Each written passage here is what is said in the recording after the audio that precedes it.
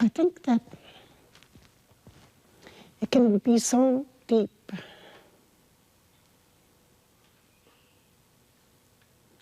and it's so painful that it's almost scary to look at it.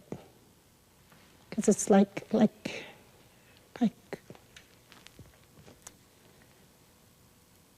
I couldn't endure it.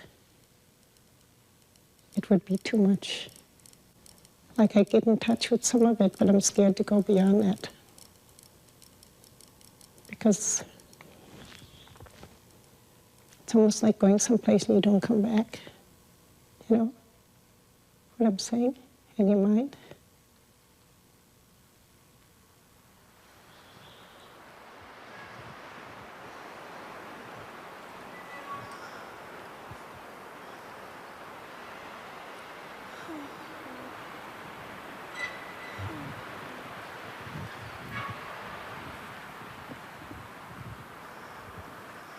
When I look back,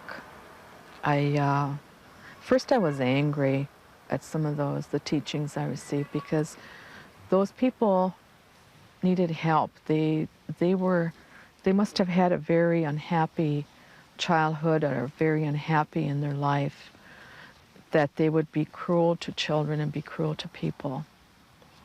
And I pray for them, because they weren't following the teachings of their own spiritual leader, which is Jesus. In a sense, it almost feels like it was a master plan with the government and the church. How do we make these people fit in with what we want? This seems to be part of the destruction of our people. And I can't really look at it as a good learning.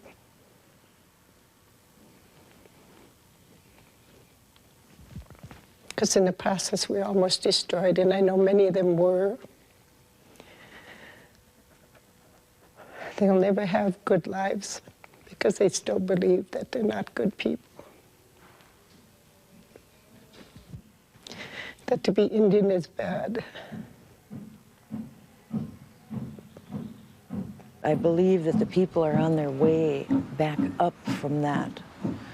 That people are recognizing what has been done to them, the systematic destruction of our way of life. And they're fighting back. And they're fighting back by recognizing the hunger in themselves to go learn about themselves, to find out again about the clan system, find out again about medicines, about our religions, about everything that was taken away from us back then. I know many things were taken from our people. They went right into the homes and took them out of there because it was against the law to practice our religion. And this is why some of the Anaquit, the Clouds of my family, were put in jail for that. Their drums were taken, their pipes were taken. It was a loss of identity, a loss of one's purpose to be able to practice what was given to you. We've only had, what you might say, our religious rights since 1978. And now we can practice this in open. I know that it would be a grieving if I was denied to practice what I believe now and the way I walk now. Because I needed to make that decision in my life that I am Anishinabe, I am Indian woman. I have been handed down ceremonies. The sacred items were passed down to me.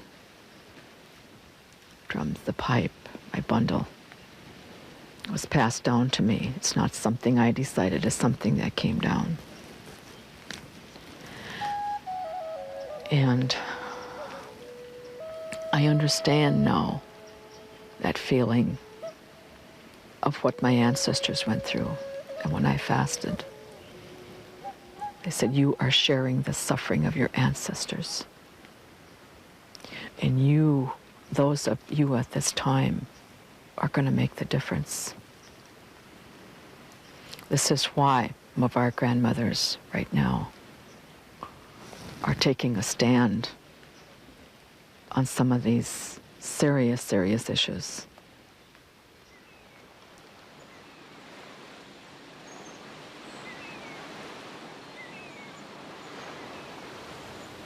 I think it's really a good thing that Indian people keep coming here to remember the old ones. This island is really a very sacred place for us, and it's devastating to watch what's happening to it.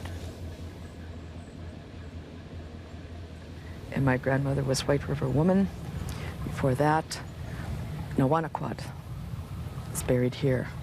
He was the chief of the Bear Clan, one of the 4 clans that were originally here. His grave was over there by that thorn bush. And this is where we used to come here as a child. They'd sit us by the big trees over here, and they would go over by Grandpa's grave and to bring their offerings. I could tell it was very sacred, but they never shared to us what was in the cloth. And I know they sang songs in Ojibwe, and they spoke in Ojibwe. And I knew the words of the Miigwech Gitchimanatu, thank you to the Great Spirit, our Creator, for all of life. And these signs of Christianity were not all here. When my great-great-grandfather was buried here. Over on your right now, we have the Indian Catholic Cemetery. I'll be going by slowly and everybody can get a view of this. You'll notice these unique structures here.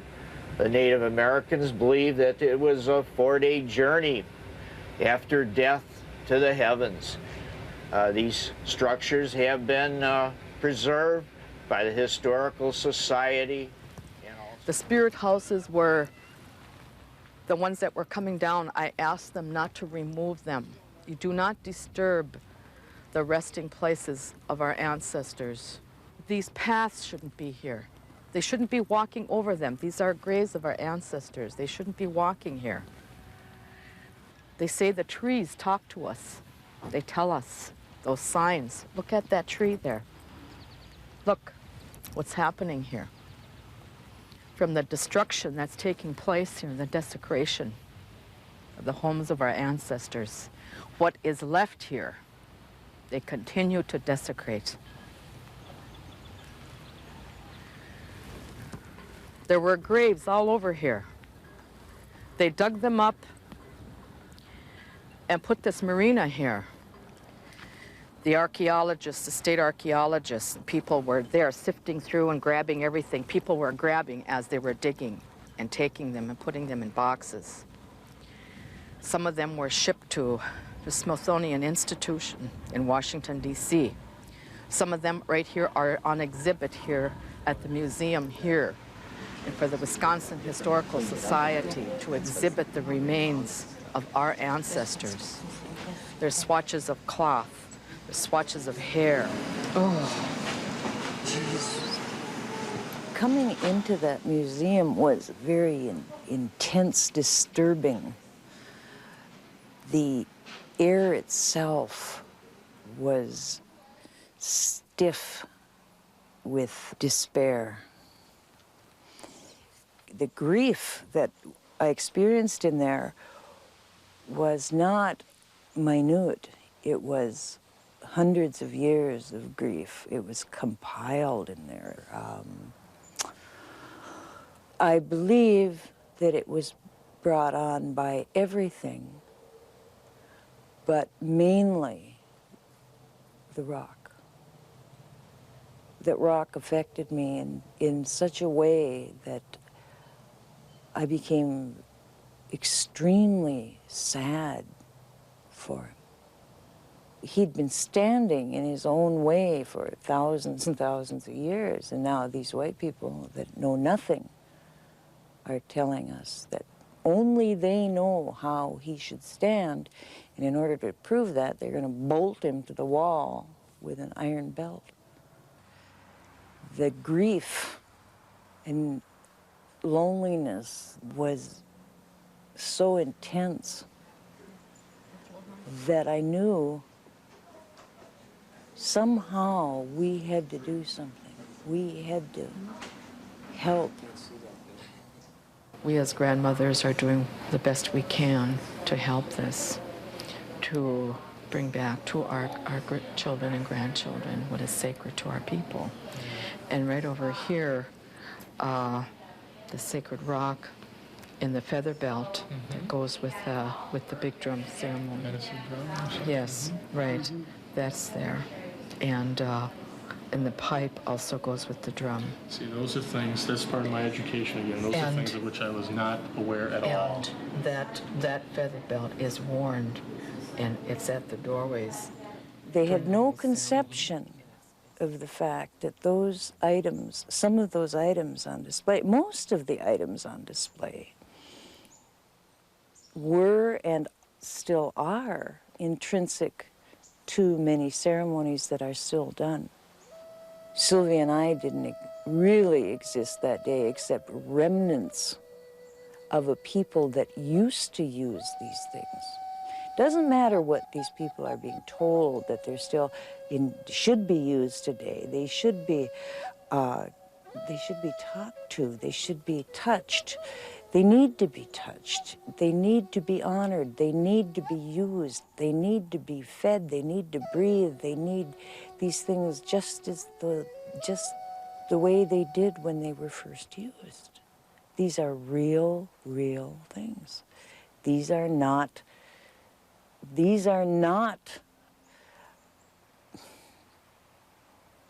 the inanimate objects that they would like to portray them as. Cedar too?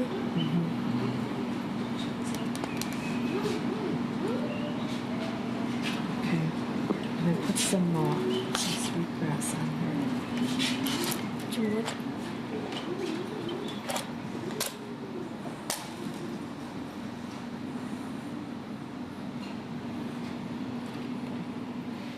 We asked if we could smudge them. And we also prayed about this. And we asked that they be recorded so that we could identify them, so that we had proof that they were here.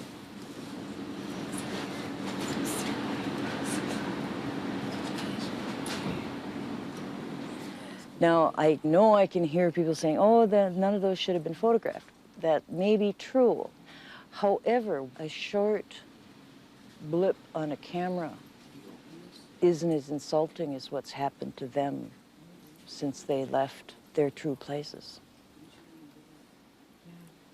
The years and years and years, the decades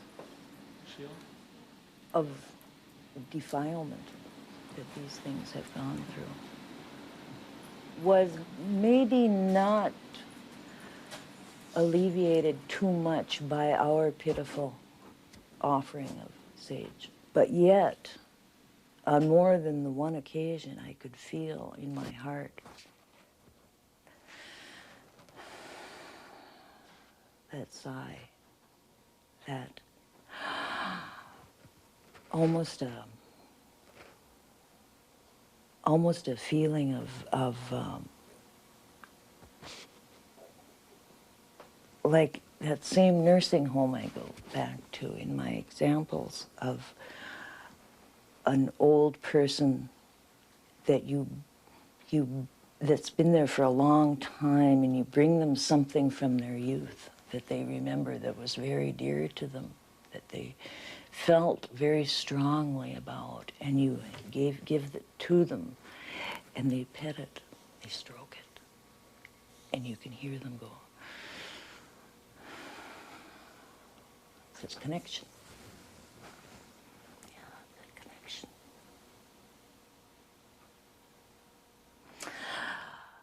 I think that there will be a collective sigh when they are taken out of there and returned. Probably not anyone in the museum will hear or feel that, but I like to think it will be there.